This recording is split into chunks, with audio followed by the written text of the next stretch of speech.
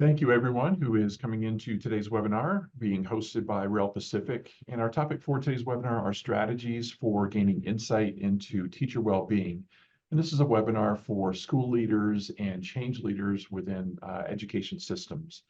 We're going to wait just a moment more as we might have a few more people joining in from the waiting room, and then we'll get started. Again, thank you for joining us for those who are already checked in and entering the room, and thank you for joining us. We know that we have registrants and presenters spanning a wide range of time zones and locations across the United States and throughout the Pacific region. So thanks again for joining us. And again, we'll wait just a moment longer for folks who are still joining the webinar right now. Before we jump into the content of the webinar, just a few reminders to help you use the platform. If ever your audio goes out and you cannot hear the speakers, please use your phone to call the number that is shown here on the screen, and you'll be able to listen in through your phone and maybe make a note of that phone number and the meeting ID number now, just in case you need it later.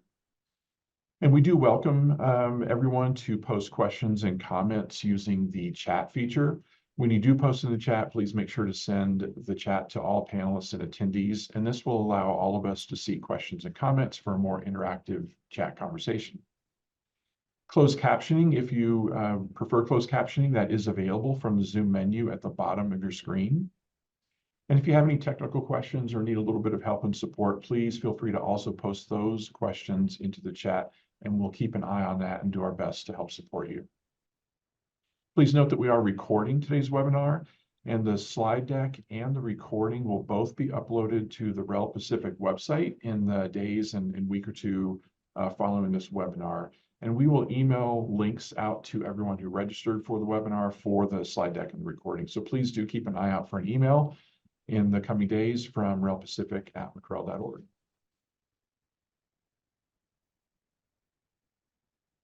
Now to introduce our presenters for today's webinar. We have Dr. Dale Lewis, who leads strategic direction for large programs, including comprehensive centers and regional education laboratory contracts, including working on the REL Pacific program.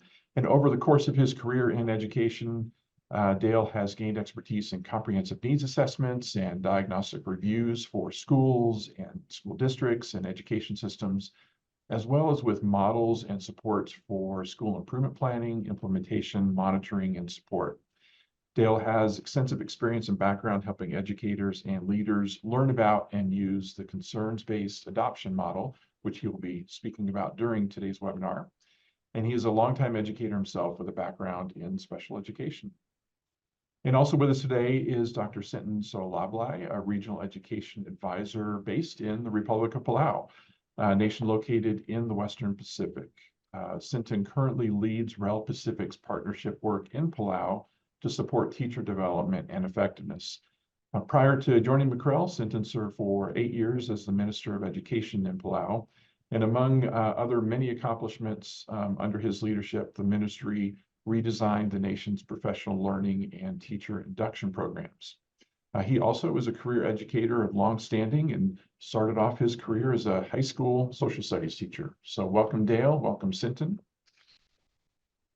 And before I pass this webinar over to the two of you, I'd like to provide just a high-level introduction to the Regional Educational Laboratory Program, REL Pacific, being the host of today's webinar. There are 10 RELs across the U.S. and the U.S. affiliated Pacific region that are funded by the Institute of Education Sciences, which is the research arm of the U.S. Department of Education.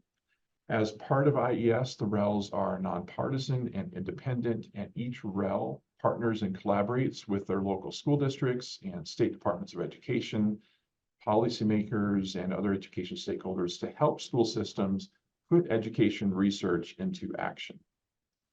The RELs conduct applied research projects, and they provide training and coaching to educators and to system leaders seeking to use research in ways that really help them improve learner outcomes at their local level.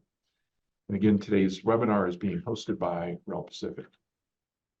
Now, REL Pacific serves educators and school systems that are spread across 5 million acres of square miles of the Pacific Ocean, including the state of Hawaii, the U.S. territories of American Samoa, Guam, and the Commonwealth of the Northern Mariana Islands, and the island nations of the Federated States of Micronesia, the Republic of the Marshall Islands, and the Republic of Palau.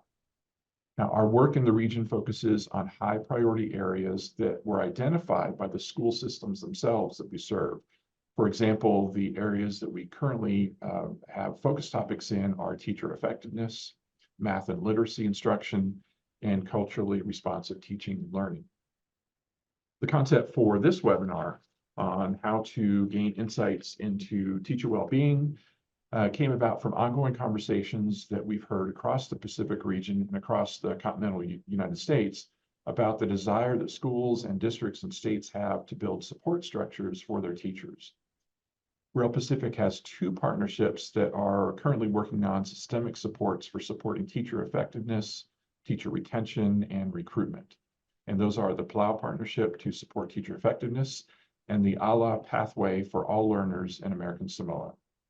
More information on the work of each of these partnerships is available on REL Pacific's website.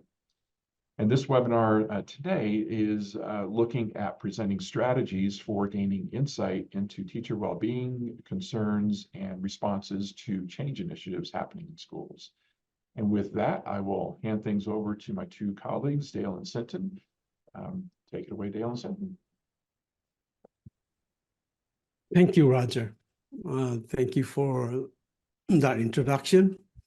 This is a two-part webinar series. It's within the context of continuous school improvement, focusing on not only improving outcomes and opportunities for teachers, but also ensuring that teachers grow and benefit along with their students. It offers better professional practices, positive relationship with colleagues, and opportunities to serve roles outside of the classroom. Along with that, it also have with the supportive school leaders who recognize and honor the teachers and what they accomplished, and will likely increase that they will. Here you see a screenshot from REL Pacific infographic on how to grow teacher well-being in the schools. It may be small in there, but there's a question that asks where one could start to gain insights into well-being, and the answer is very simple. You can simply ask a teacher, how are you doing? How are they doing? So that's how anyone can ask a teacher that question to kind of have a sense of how the teachers are doing. This webinar is, there are two series for today and one in March, as you would see throughout this hour webinar. It offers a research-based approaches to gaining formative information about how and what teachers are doing relative to implementing some program, practice, or improvement initiative. This part one of the series will focus on the thoughts and feelings of teachers about specific improvement efforts. And the part two will explore how teachers are implementing using those practices and approaches associated with these efforts. Here are our learning objectives for today. First one, we will learn about a diagnostic tool to interpret teachers' concerns about implementing education innovations, practices, or programs. And the second one is interpreting examples of data collected using the diagnostic tools. And then the next one, we will describe the next steps to strengthen implementation of educational innovations, practices or programs, and foster teacher well-being.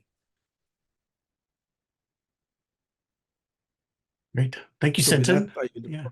Thank you. Yeah, thanks, Sinton. All right, so let's go ahead and get started. We're talking about growing teacher professional practice and well-being, and sort of how these are kind of intertwined in the way we think about them. So the next slide here, whoops. So here, to begin, then, we see a definition of teacher well-being that was featured in that infographic that you just saw that screenshot of a moment ago. And so as you look at this, so if I think about myself as a teacher, right, my sense of well-being is reflected in the positive attitudes that I hold about teaching. It's influenced by the supportive relationships that I have with my colleagues and with my students. And it's the belief that I'm effective at what I do and the feeling that my personal and professional needs are being met. So things like workload, organizational support, school connectedness, satisfaction with professional learning opportunities, all of those things and probably much more contribute to a sense of well-being among teachers. And then we also know that research shows that teacher well-being is linked to both teacher effectiveness, how well they engage in their craft, and the performance of their students.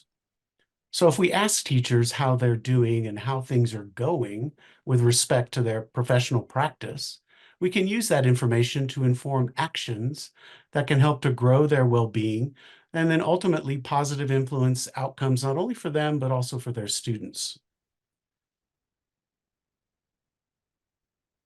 So let's take a moment and have you sort of think about change, some change effort that you've been involved in or part of, perhaps maybe the one who is implementing the change in a classroom, perhaps, or as a coach, maybe of teachers implementing changes, or for others, or as a leader themselves. So how did you begin? How did it go that first year that you were implementing? And then what eventually happened? So we'll just give you a few minutes here, maybe 2 or 3 minutes to jot a few responses in the chat to those questions as you think about being part of some change effort, either now maybe or in the past.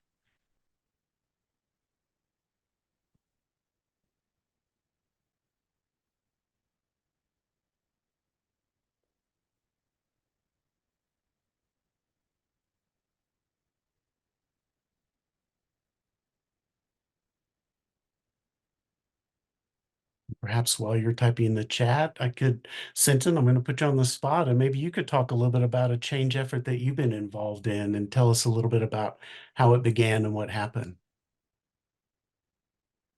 Well, there's okay, before I go on to that, I need to inform everyone that within this hour of this webinar, we will give you more time like now to ask questions, to participate, and then to put those questions in the chat, and as well as we will be doing polls and reflections. So just so you know, this is going to be very interactive session that we're having. Going back to what Dale was talking about an innovation, maybe not so much an innovation, but an initiative that took years to develop, and teachers were like, and even the school leaders, is when we went through school accreditation. And it's a long process, and there was a big change coming, and teachers were not, and even the school principals were not very confident that their school can get to that level of going through accreditation process. So there were a lot of concerns, I must say. So, and it took a while, just to kind of go through very small steps and say, okay, let's go back. What do we need to do? So it ended up, took some years to get there. And the support from the leadership level was there. Just to ensure everyone that we're on the right track. It's okay. We got your back, and so the really big focus was on teachers. Okay, are they doing they were concerned. Were we doing the right thing? So in doing so, it's like, and as you know, a lot of the schools are in remote areas. They've never heard of such a thing. Are we going to change the way we teach? Are we? So there's a lot going on. So it took a while. So Yeah. So yeah. thanks, Sinton. So you captured a couple of things that we know about the change process, right? It takes time, that it looks differently in different places. So those schools that you talked about, perhaps it looks a little different in different schools, different contexts. I see in the chat that, sometimes changes are met with resistance at the school level. Certainly, sometimes changes don't go so well. Other times they go a little bit more smoothly. And so I see some examples here of changes that you all are reflecting on. And so I think it's just important to keep in mind that, sometimes the change process goes well, sometimes not so well, that it takes time. Sometimes it falls short of expectations. But we'll go ahead and move on now, Sinton, if that's all right. And let's look at an illustration of a metaphor for the change process. And we're going to use this bridge as a metaphor. So if you look on the left side of the bridge here, after adopting a new program, a practice, or a policy, schools and districts, and perhaps this is your experience as well, are often under pressure to produce quick changes, positive changes in terms of student outcomes. But we know, right? We know that change takes time, just as Sinton mentioned, and that it's not likely to occur in this one giant leap that you see in this illustration. Change is a process. I think that's an important takeaway here. It's a journey, if you will, one that unfolds as we move across this bridge. And it involves maybe abandoning some practices that we've been comfortable using previously, and then also probably learning some new practices that maybe are better designed to improve outcomes and opportunities for students. So this movement across this bridge is what we call implementation. And we know that for large initiatives, right, in schools, maybe the accreditation one that Sinton was talking about, can take 3 to 5 years really to get close to where we want to be in terms of those student outcomes that you see on the far right-hand side. But it's not only time that we need to get across this bridge. We could have all the time in the world, but it also depends very much on the support that we receive along the way.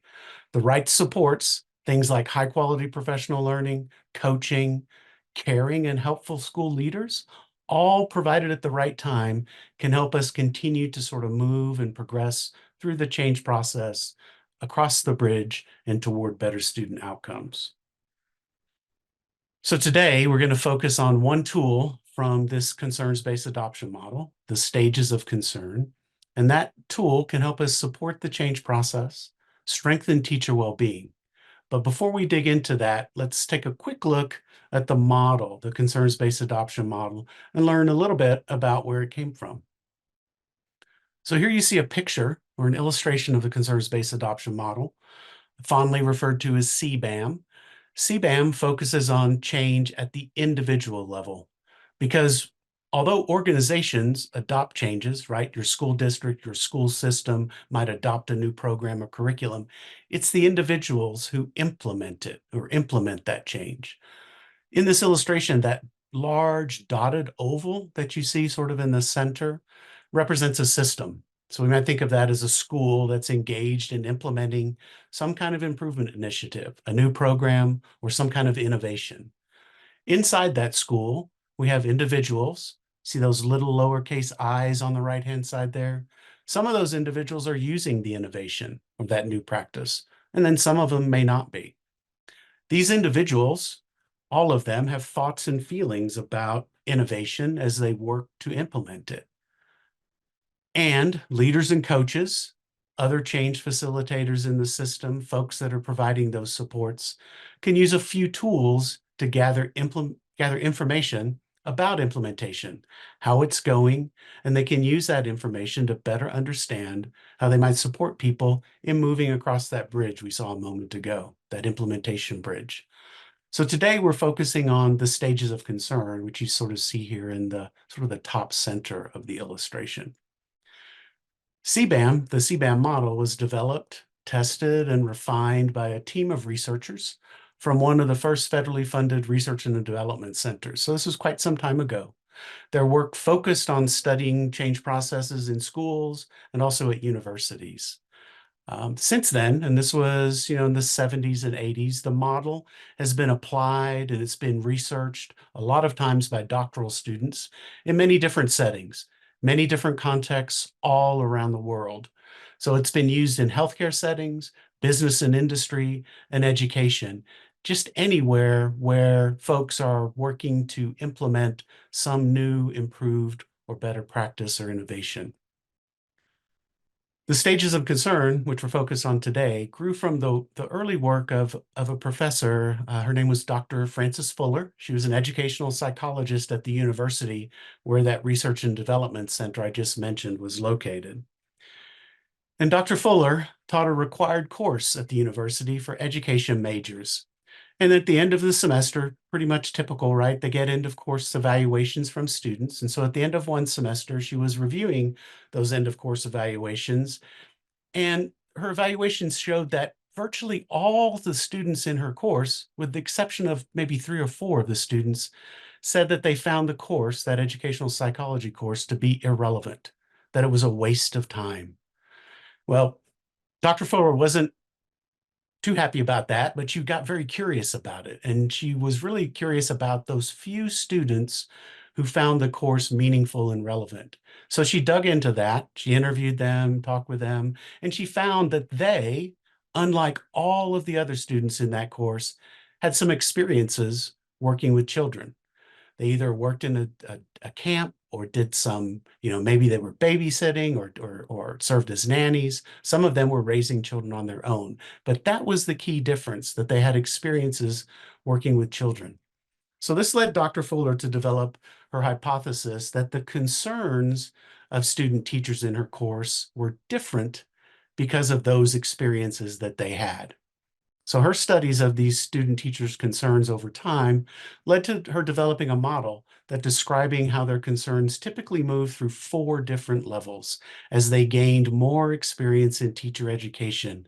So beginning with concerns that were unrelated to teaching. So as many of those students in her course, weren't really concerned about it, didn't find it relevant, they had concerns about something else, not about teaching itself. So starting there, and then moving to concerns that center around self.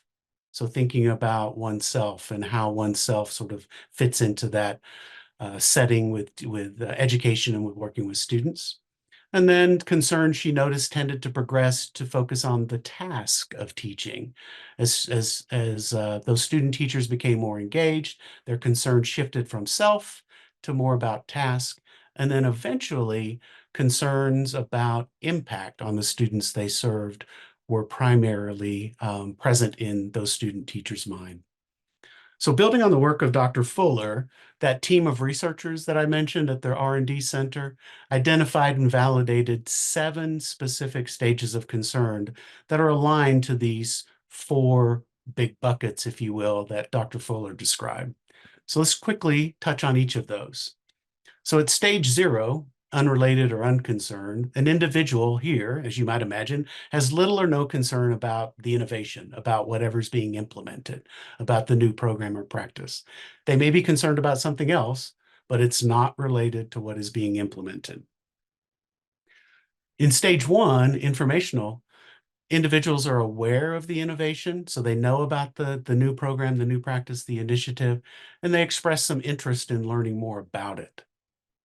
Stage 2, intense personal concerns start to arise and may revolve around, kind of feelings about having to, concerns about having to abandon long-standing practices that maybe teachers have become comfortable with, perhaps not feeling up to the challenge of beginning something new. Personal concerns also might include strong feelings about the amount of money that's being spent on a new program or innovation rather than spending it on something else. So these are concerns that revolve sort of around the individual, again, that self or personal side. Stage 3, the focus of concerns shifts to tasks, as you might imagine, involving implementation. These management concerns here most often relate to time, right? Not having enough time to get things done, organization, how do I manage all of these math manipulatives, or efficiency, how do I use them in a way that I can get through a lesson with students in an efficient manner. Once those management concerns are resolved, teachers become maybe more fluid in their practice, more routine in their practice. Typically, we start to see consequence concerns emerging. So stage 4 consequence, in this stage, teachers are focused on ways in which the innovation is or is not affecting student performance and outcomes. So they're focused on the students at this point, looking at that impact. Stage 5, collaboration. Individuals continue to be focused on what are the effects of the innovation on their students, but rather than working alone, they're working with colleagues or team members to study that and to hopefully deepen and intensify their practices. Stage 6, refocusing. Concerns are really about making major changes to the innovation, or perhaps even replacing it with something else that may be better or more, or that may be better. So concerns here around sort of making major changes or replacing the innovation entirely are much more intense. So although people might progress from self through tasks to impact concerns, the intensity will vary depending on where they are in their journey across that bridge and through the change process. And also it depends on the type of support that they receive or that they don't receive. And so they may sort of sit in a stage for quite some time if they're not receiving the appropriate support and guidance. Handout 1, which should be dropped in the chat here in a few minutes. You'll be able to download it there. Provides descriptions of each of these stages of concern, or SOC, and they include example statements that you might hear somebody expressing if you were to ask them, about that new program or practice and what concerns that they have. All right, so now, even though you may have just learned about the 7 stages of concern, let's do a little bit of practice identifying SOC in a couple of statements that we might hear from teachers implementing some kind of innovation. So I have some little brief snippets of statements here. We're going to use a Zoom poll to identify the most intense concern. So you'll have an option to select, once I reveal the statement here in a moment, which of those 7 stages of concern, stage 0 through stage 6, do you see most reflected in the statement? And then you'll be able to choose that option on the poll. So here's the first one. So this statement says, I don't have enough time to organize myself every day. Each day, I'm concerned about not having enough planning and preparation time. I'm swamped. So you should see the poll pop up here in a minute. What stage of concern do you think is reflected in this statement? And you should be able to see a list from stage 0 all the way down to unable to rate. You may need to open that window a little bit bigger.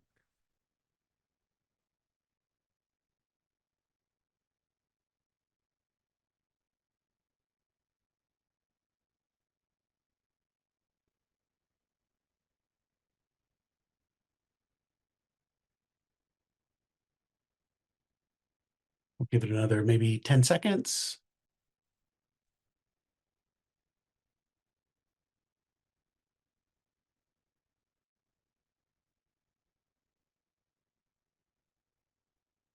Right. So this statement, actually, the most intense concern that's reflected here is stage 3 management concerns. So it looks like the majority of the folks that responded to the poll got that correct. So that's great, especially if this is sort of your first time hearing about or learning about stages of concern. I could definitely see personal, right? That there's a lot of eyes here, but really the concern is around how do I deal with all these things that I've got going on? And when people talk about not having enough time or being sort of overwhelmed, it's probably more about management concerns than anything else. They certainly may be concerned about other things, but they're definitely focused on whatever is being implemented here in this space. Great. All right, so we will move on to the next one. We got a couple more of these, or one more, I think, in this case. Here's statement 2. Let's give this one a try.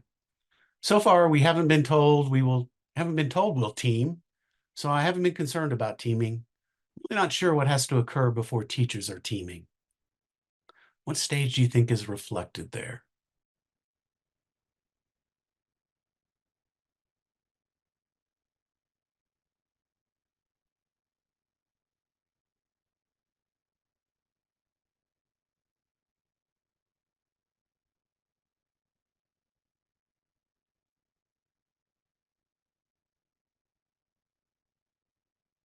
I haven't been concerned about teaming, not really sure what has to occur before teachers are teaming. Do a couple more, about another 10, 15 seconds.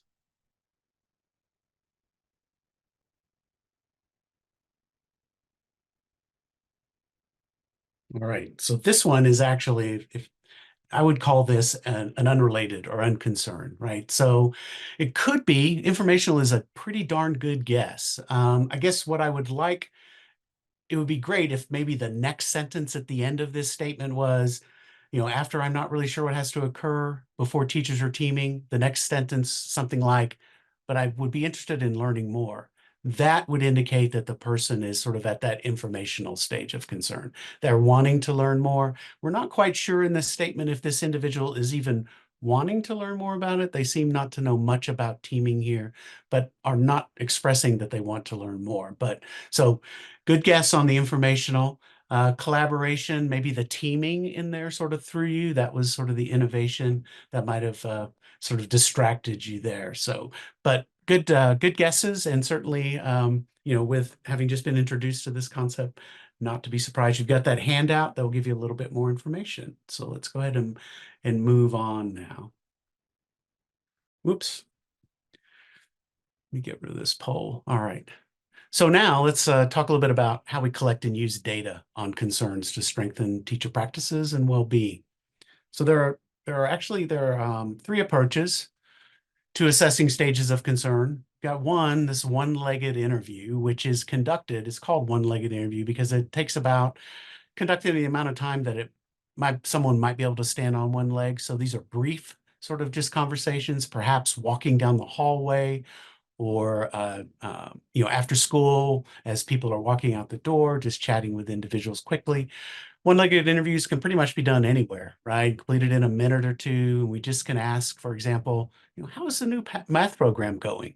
Or, maybe if it's a new policy piece, maybe what do you think about the new policy on cell phone use? And just asking that and then listening to what the person shares. And as you listen, you should be able to start to hear hints of some of those stages of concern within what is being shared. The open-ended concern statement is similar, but asks for responses in writing and can be used with more than one person at a time, which makes it a great way to collect information quickly about concerns from large groups of people. We're going to look at this one more deeply in just a moment.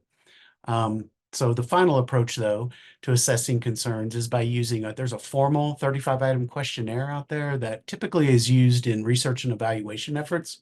It's really much beyond the scope of the little time that we have today. So we'll just kind of leave that there, and we'll focus more on the open-ended concern statement in just a minute. But no matter which approach we use, our goal in collecting and analyzing concerns data is really to identify what is the most intense concern being expressed by individuals or groups of individuals. And then we can work to align our supportive actions to those concerns to help reduce their intensity and move people forward in the change process. We'll talk a little bit more toward the end of our time today about actions to support change. So getting back to the open-ended concern statement, here you see the official prompt for that statement. And if you take a look at it there, just simply ask the individual to think about some specific program or practice or innovation, and then to share their concerns about it. We ask them to write in complete sentences. It gives us much more data, more rich data to look at. And we ask that people, be honest. This is an individual response. De-identified, right? There's no reason for people to put their name on these responses. We can collect them, quickly at the end of a faculty meeting, perhaps as an exit ticket. All right, we're gonna do a little bit more practice here in a minute, but here you see we're gonna look at some hypothetical statements that we might get from teachers that are engaged in team teaching. So that is the innovation that this school is using. And, perhaps the leaders in this school wanted to get a sense of, how is this, as we're starting team teaching, as we're starting, perhaps grade level teams at a middle school, cross-disciplinary, those individual teachers at a grade level are getting together and planning sort of interdisciplinary lessons. We're asking them sort of what are their concerns about team teaching. So let's practice some interpreting some hypothetical statements here that we might get from teachers that would respond to that prompt about team teaching.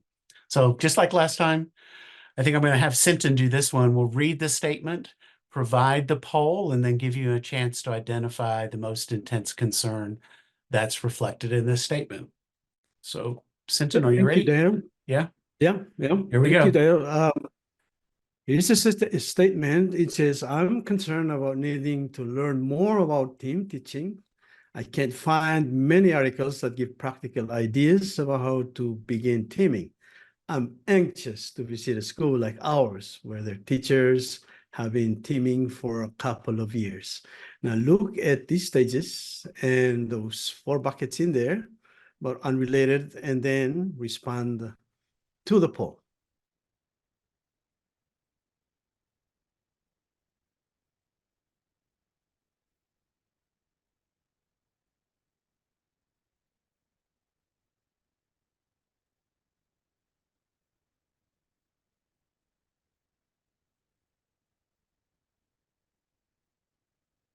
Got 5 more seconds and then we'll continue.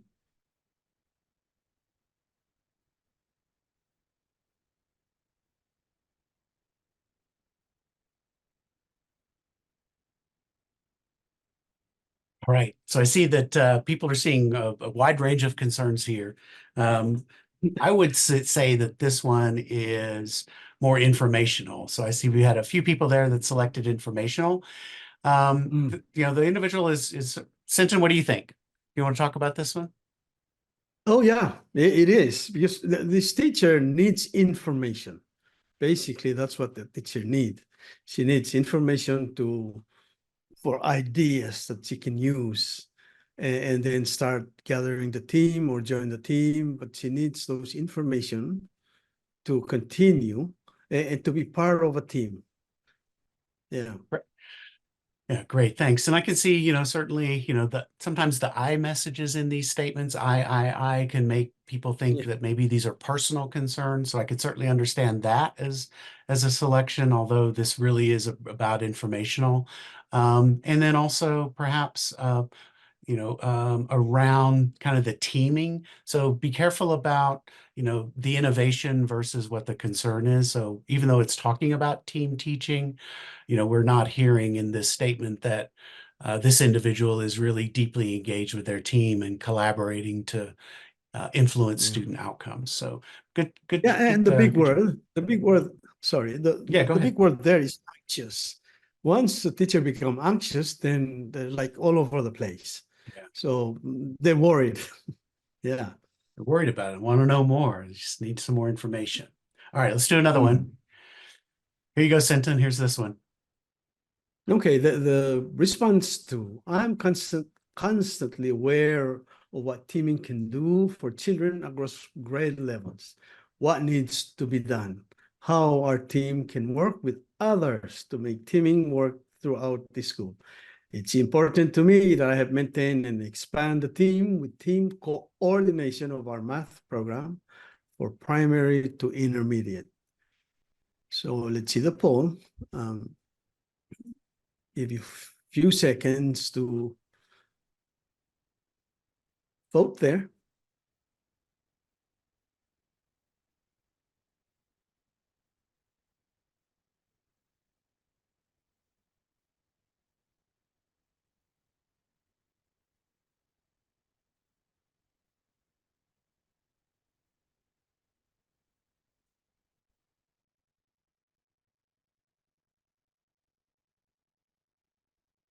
Right. Are you ready, Sinton?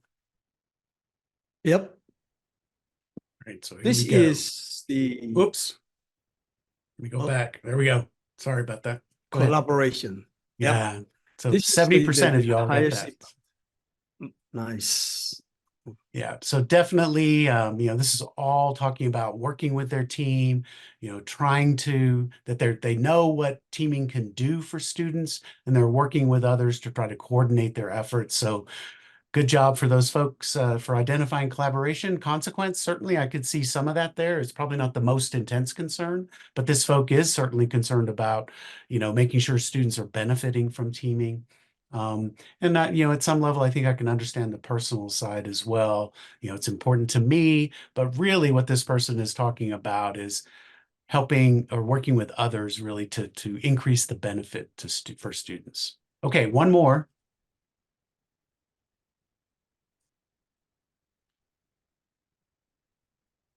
All right, Sinton.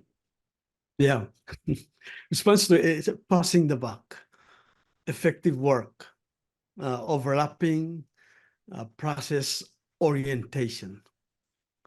Those are the information that's given there. So the poll will show up and then we'll go from there. We'll give you a few more seconds to respond.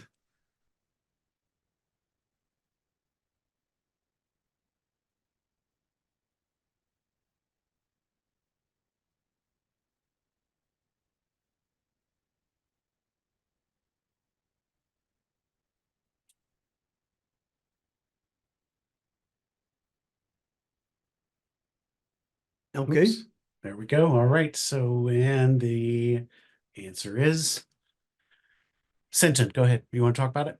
Yeah. Well, we can't rate this one. I mean, the sentences are incomplete. The incomplete sentences, it may be saying something that the teacher is frustrated with him teaching, or maybe we can say that this is to identify intense concern is not easy. It's difficult because when teachers do response like passing the buck or effective, what does that really say? There's no context there. Yeah. Yeah.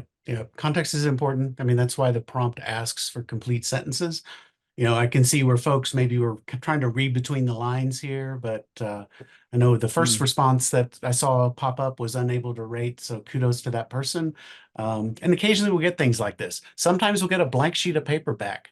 That kind of tells you something, even though there's nothing on the piece of paper. But so this one would be difficult to rate. We couldn't really do much with that open-ended concern statement response.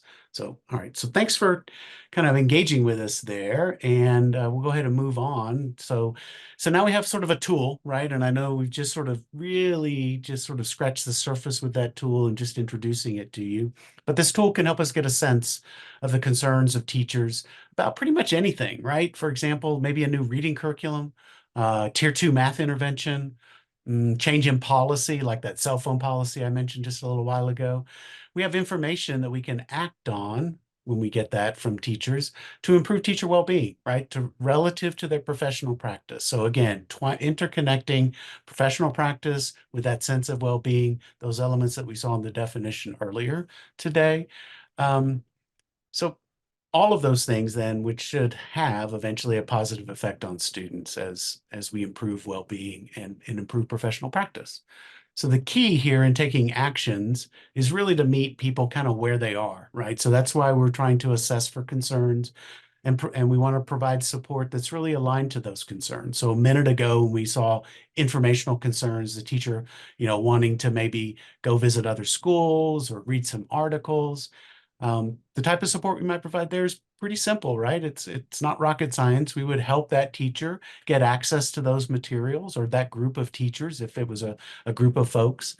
We could differentiate professional learning almost based on the concerns that we're seeing teachers present with respect to some new innovation or practice. So you can think of this approach about kind of aligning supports to those concerns as very similar to Vygotsky's zone of proximal development, if you're familiar with that, where instruction or support for students is most helpful when it's provided just sort of scaffolded level, just a little bit beyond where they are currently, so that we can help them move forward and progress in their learning. So very similar approach in terms of actions to support change.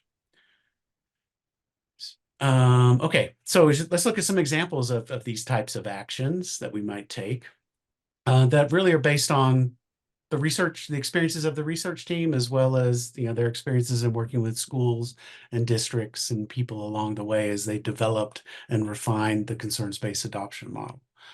So first, for example, someone with informational concerns, as I said a minute ago, we might provide several options for them. Choice is great. Choice is great for kids. It's great for adults as well. Options for accessing information. Maybe there's an after-school session that we could make available for folks if we know that there are teachers with informational concerns out there. Perhaps we could point them to a YouTube video or some kind of article or blog that might provide them a little bit of information and help sort of address the concerns that they're expressing around needing more information so that then they can move forward sort of in their implementation. Might also have them visit, maybe virtually or in person, some other school or district or classroom that's engaged in implementation of the same initiative or innovation.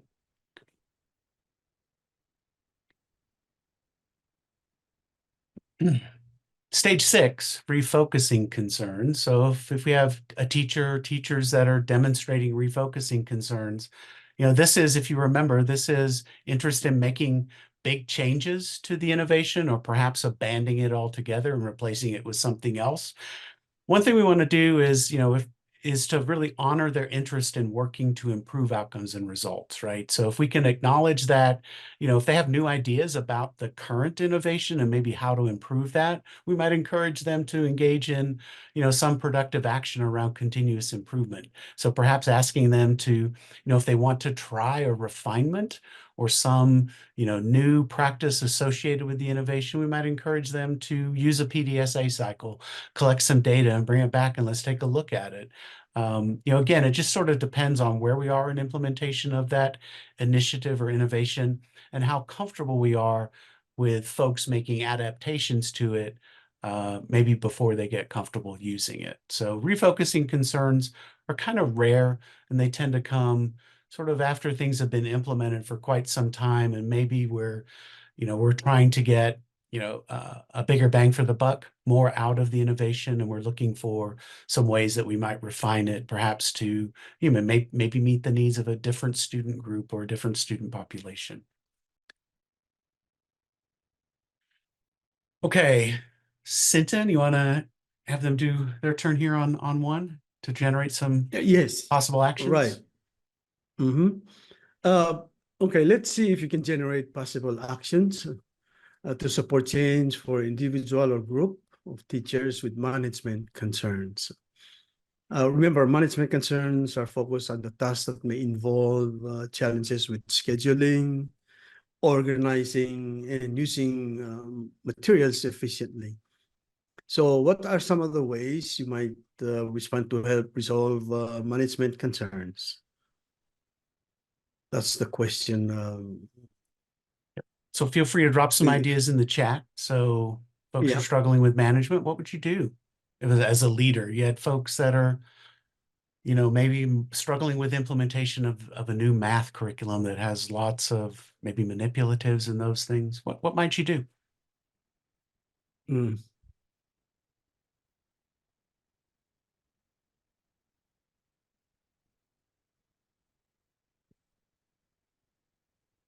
Sinton, what might you do if you had a teacher or a group of teachers that were struggling with, implementing maybe a new math curriculum?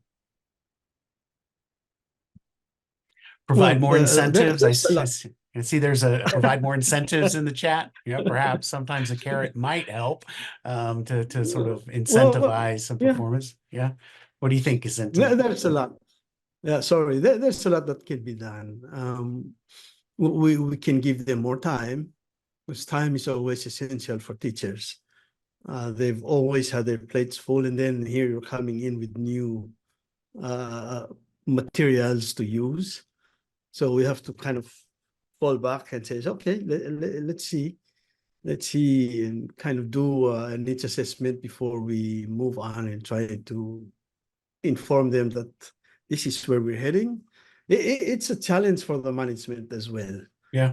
It's always a challenge for the management. So I'd see there's a comment in the chat about opening up discussions. Certainly, perhaps having, maybe in a faculty meeting, having some small group discussions around how folks are managing the new math curriculum and how they're using those manipulatives and if they're having the same struggles. My guess is that if you have a group of teachers, a faculty of teachers, there are some that are probably, at a routine kind of stage with routine level with managing those initiatives, and maybe there's some learning that could happen with those open group sort of discussions.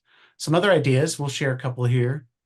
I think kind of like what Sinton said, offer reassurance, right? That it's okay, that this is going to take time, that it's okay to be overwhelmed a bit when you're beginning to implement a new program or practice. So just acknowledging that this is to be expected, that you're going to struggle for a bit, and we're going to work on that, and we're going to help you.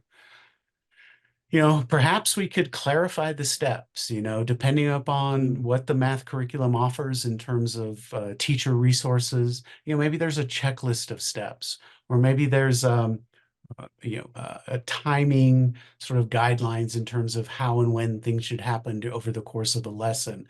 And we could also scaffold expectations. We could set it up so that people could be successful in small chunks over time. So let's don't try to master the whole thing at once. Let's pick a small piece of the math curriculum implementation, and let's try to get comfortable with that first. So clarifying those steps. All right. So, actions to support change. So the idea here then is to align those. First of all, determine what the most intense concern is. And we have to keep in mind that there's no universal set of actions that exists out there, right? That it's sort of up to us to decide, what can happen. We've got this handout that should be in the chat here in a moment. That has some suggestions for each stage of concern that might sort of help you generate some ideas. Certainly those aren't all of the ways to respond. There's a variety of ways, and many of those are going to depend on your teachers, your context, where you are in implementation. The idea that these ideas maybe serve as a starting point to help you support teachers to both improve their craft as well as increase opportunities for their students, and help them, feel more positively in terms of a sense of well-being. As teachers become successful, we saw in the definition that teacher effectiveness is connected strongly to teacher well-being and that sense of efficacy, if you will. All right, so Sinton, you want to wrap us up here or start to wrap us up? Yep. All right. Today we focus more on emotion and side of change, and how responding to concerns with effective supports can help to improve teacher well-being and strengthen professional practice. We've only been able to provide broad overview and instructions to stages of concern. And we encourage you to explore more deeply the resources that we've shared and the links to additional ones provided here in the reference section for this session. And certainly we could have spent a lot more time on this today, right? And so a brief hour of a webinar, we just sort of scratched the surface, as Sinton mentioned. Right. But next time, we're going to turn our attention to sort of the behavioral side of change. So today we focused on the emotional side, the thoughts and feelings, beliefs that might be expressed through those concerns. But next time, we're focusing on sort of that behavioral side of change and exploring an approach to understand, or to better understand, how teachers are implementing expected practices, right? We can get a sense of that. We can do observations, but we probably don't have enough time to do extensive observations. So there's a little tool that we can use, an interview tool and protocol, to give us a sense of sort of how teachers are implementing, and then how we can use that understanding of sort of how they're engaging with that new program or practice to guide and support them so that they can improve that practice, better that professional practice, strengthen their well-being with respect to that, how they're feeling about it. And then ultimately, right, we always have an eye on outcomes for students. That is sort of our end goal, our North Star, if you will, trying to sort of impact outcomes and opportunities for students. Handouts, and you've got some of the handouts today. Those will be available also on the IES website after this link. You'll see the link there in the chat to registering for the second session that will focus on those behavioral aspects of change that I just mentioned. And then you'll be able to download the slides as well. The references, as Sinton mentioned, there are lots of sort of links to additional resources to help you go deeper. And as always, we're here to help as well in that regard. Thank you, Dale and Sinton. Let's go to our next slide here and check for questions. I did note in the chat a question that Roland asked about if people found it difficult to correctly rate the level of concern in the exercises that you presented earlier.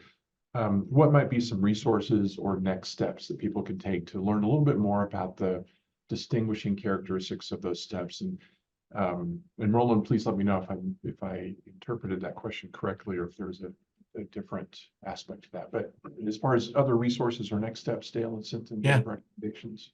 Yeah, so thanks, Roland, for that question. Good to see you. And so, again, you've just sort of been introduced to stages of concern. I would start with that handout that sort of describes each of the stages and spend some time looking at those descriptions of, if you will, of each of the stages of concern, as well as some of the example statements that kind of give you a flavor for how people might respond.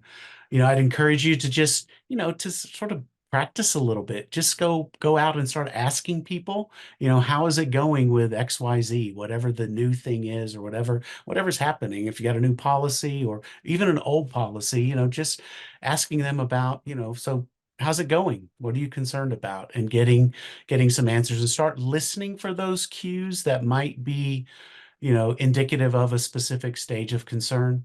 In those references, Roland, there's a link to a manual around the stages of concern that has information about that formal questionnaire that I mentioned, but there's a lot more background information and descriptions that might be beneficial as well. And I'm always happy to talk about this stuff, Roland, so you can reach out to me and we can chat about it, and you can let me know how your singing is going. Thank you, Dale and Sinton. I think you hit it on the mark. So Thanks, I'll sir. take those Yeah. advice. Thank you. Dale and Sinton, we also received a question from a registrant before the webinar today, just asking if the concerns-based adoption model has been used or is being used currently by any of the systems within the Pacific region. So I'm not familiar with anything specifically in the Pacific region. Certainly, as I mentioned earlier, doctoral students tend to have used the concerns-based adoption model or have studied some of these dimensions like the stages of concern pretty regularly. We see that quite a bit. And, this has been used around the world. So in Asia and Europe, in a variety of settings, as I mentioned earlier, healthcare and business and industry, as well as education. So I'm not aware of any specific use in any of the islands in the Pacific or those Pacific nations.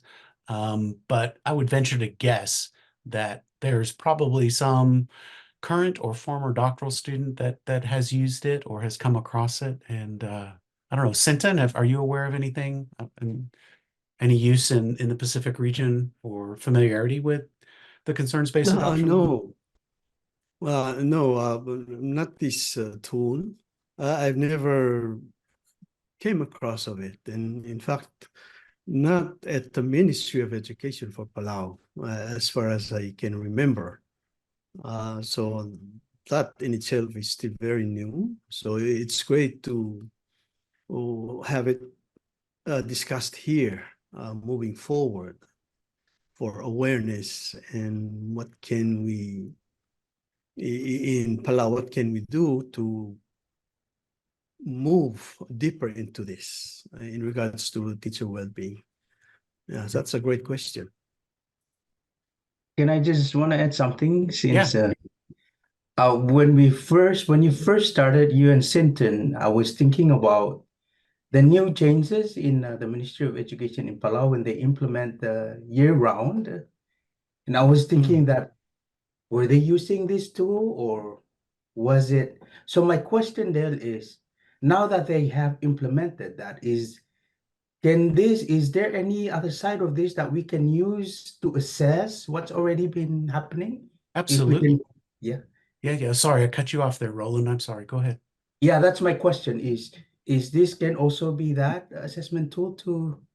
Absolutely. I mean, it doesn't have to be used, only with a new practice or at the beginning of implementation. You could use it at any time. And, I don't know much about the rollout of sort of year-round schooling in Palau, but certainly asking folks now, how's it going? Let's check now. We're already approaching the end of the school year, perhaps, or at least in the second semester.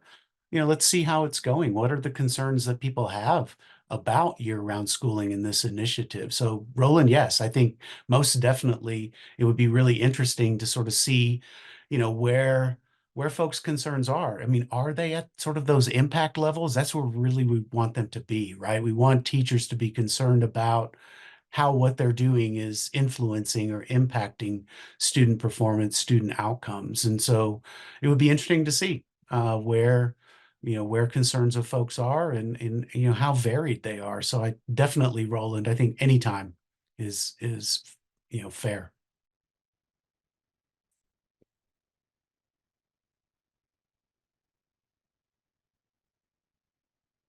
All right, Dale and Sinton, thank you. I really appreciate it. I don't see any additional questions in our chat, so I think we'll go to the next slide and begin to wrap up our webinar for today. Again, thank you to everyone who has joined us today for this discussion. In the chat in just a moment, we're going to post a link to a very quick feedback survey. There's only 3 or 4 or 5 questions in there about today's webinar. Please do go ahead and click through on that. Take a minute or two now to give us some feedback on today's presentation. This will help us make sure that future webinars and presentations are as best as they can be. And a reminder that in a few weeks, both the recording of today's webinar and the slide decks and other materials will be posted to the REL Pacific website. And if you think of questions that you would like to ask following today's webinar, please do feel free to reach out to REL Pacific at the email address shown on the screen, relpacific@mcrel.org. We'll be happy to follow up and answer any questions that you have about the content that was presented today. If you would like to follow up with Dale or Sinton specifically, the next slide has their contact information. So please feel free to reach out to them directly. And with that, we will bring our webinar today to a close. And Dale and Sinton, again, thank you for presenting the content today, and thank you for everyone attending and for your good thoughts and questions and participation in the activities. So on behalf of Dale and Sinton, thanks everyone for joining us, and have a wonderful rest of your day.